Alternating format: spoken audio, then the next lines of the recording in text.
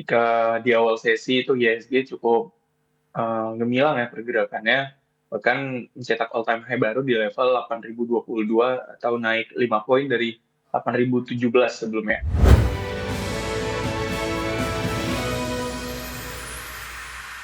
Dan saat ini kami sudah tersambung melalui line Zoom bersama dengan Bapak Abdul Haq Al Faruqi yang merupakan analis Sokno.id by Graha Duta Sekuritas. Kita akan langsung sapa saja. Selamat pagi Pak Abdul. Terima kasih sudah Halo, selamat meluangkan pagi. waktu Pak. Ya, kita sudah sampai kembali di perdagangan akhir pekan. Pak Abdul, kemarin indeks harga saham gabungan menguat meskipun tidak terlalu signifikan karena di penutupan sesi kedua penguatan lebih terpangkas. Tapi ada catatan tertentu. Secara teknikal indeks harga saham gabungan sempat menembus ke level intraday tertinggi di sepanjang masa. Analisis dan review di perdagangan Kamis dengan capaian yang sudah saya sampaikan tadi Pak Abdul. Oke, baik. Terkait dengan pergerakan IHSG kemarin, memang ketika di awal sesi itu IHSG cukup gemilang ya pergerakannya, bahkan mencetak all time high baru di level 8.022 atau naik 5 poin dari 8.017 sebelumnya. Nah, ada beberapa hal yang bisa kita highlight dari perdagangan IHSG dalam beberapa hari ke belakang, bahwa pergerakan IHSG secara week to date itu udah naik sebesar 1,19%, dengan akumulasi asing itu memang ini sangat masif karena memang ada rebalancing MSCI yang efektif kemarin tanggal 27 Agustus, lebih tepatnya di tanggal 26 Agustus ketika pre-closing, itu asing net buy secara week to date sebesar 2,3 triliun rupiah. Nah, adapun saham-saham yang diakumulasi asing, memang ini saham-saham yang masuk ke dalam indeks MSCI rebalancing-nya, itu ada Cuan yang net buy hingga 933 miliar, lalu ada Aman Mineral yang net buy juga sekitar 2,3 triliun. Tapi memang pergerakan IHSG kemarin itu ditopang oleh saham konglomerasi, yang mana saham konglomerasi ini ada DSSA dan DCII. Nah, penguatannya kalau kita lihat dari bobotnya masing-masing, itu IHSG ditopang DCII dengan bobot sebesar 22,7 poin, sedangkan untuk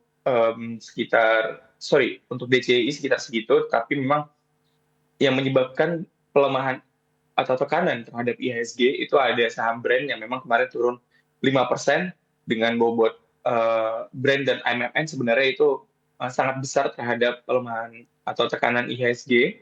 Kemarin itu mencapai 31,48 poin, sehingga memang penguatan DCI dan DCSA pada perdagangan kemarin tidak cukup mampu kuat untuk bisa menahan penguatan IHSG secara signifikan di perdagangan kemarin di level all time high-nya atau bertahan di atas level all time high-nya seperti itu. Baik, di tengah penguatan indeks harga saham gabungan di Kamis Pak Abdul, di perdagangan Rabu, investor asing melakukan jual. Ini setelah 11 hari beruntun beli, kemudian akhirnya melakukan jual.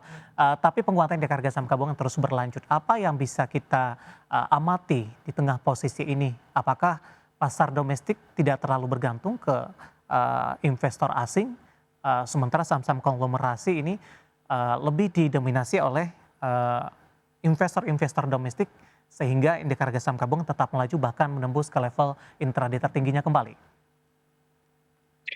Oke, baik. Melihat memang net sale asing kemarin itu mencatatkan net sale kemarin itu sebesar 294 miliar rupiah, dengan saham yang diakumulasi itu ada BRI sebenarnya diakumulasi kemarin, tapi memang masih sangat kecil dibandingkan dengan penjualan di saham WIFI dan yang lainnya.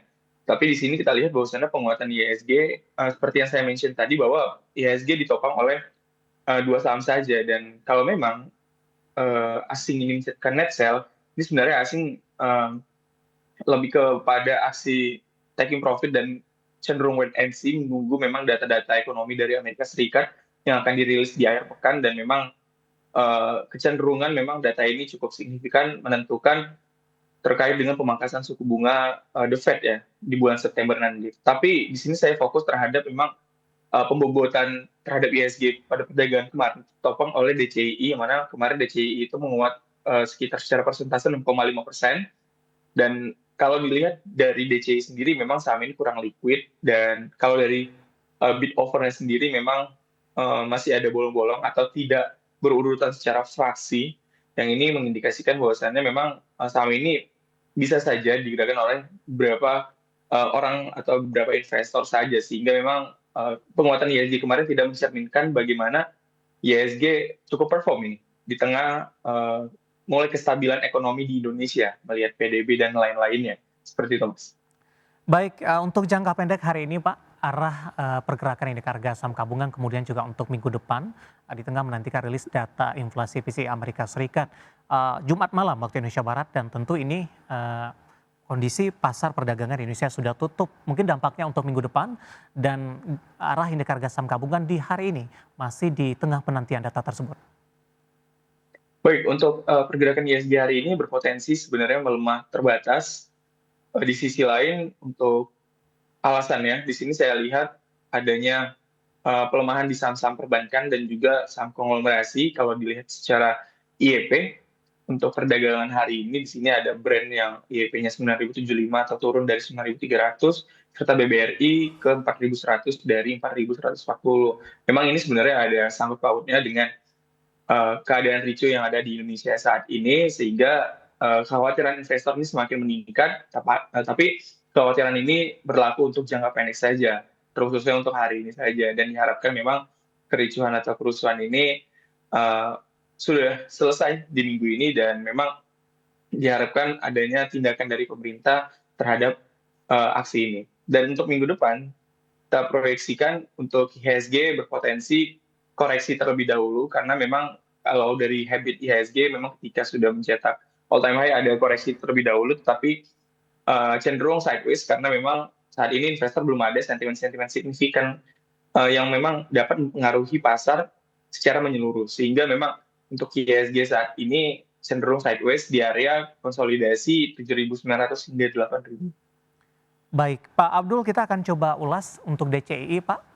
Yep. Penguatannya lebih ke arah terbatas di penutupan sesi kedua setelah menembus ke level intraday tertingginya di perdagangan kemarin. Analisis dan rekomendasi untuk DCI hari ini.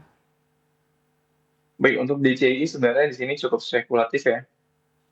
Penguatan DCI sangat terbatas sebenarnya, tapi memang masih ada ruang untuk DCI mengalami penguatan, karena kalau dari perdagangan kemarin kita lihat bahwasannya ada buyer-buyer yang memang cukup mendominasi dari penguatan DCI sendiri.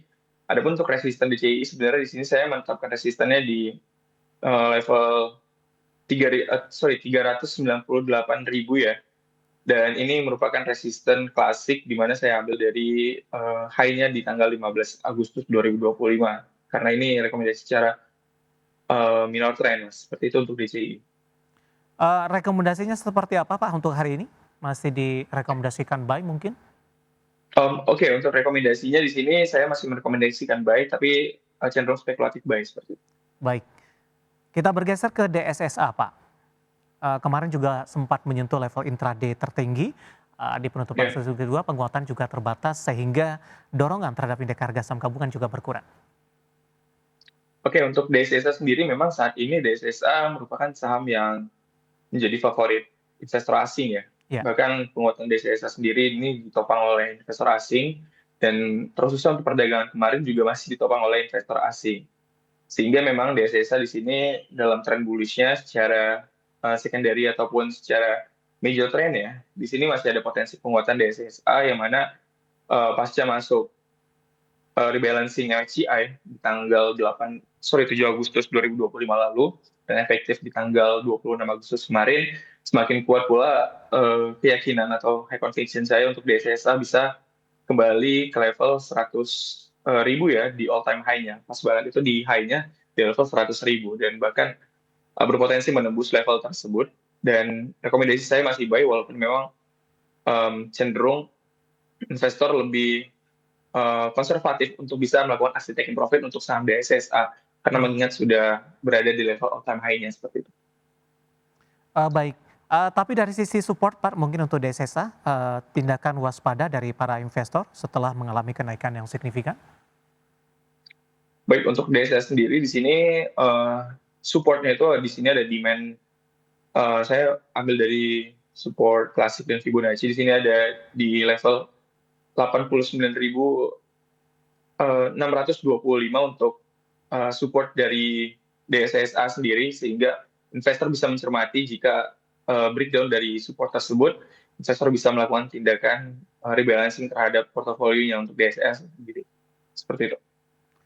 Baik, analisis dan rekomendasi dari dua saham konglomerasi yang menjadi penopang terbesar untuk indeks harga saham gabungan di perdagangan Kamis.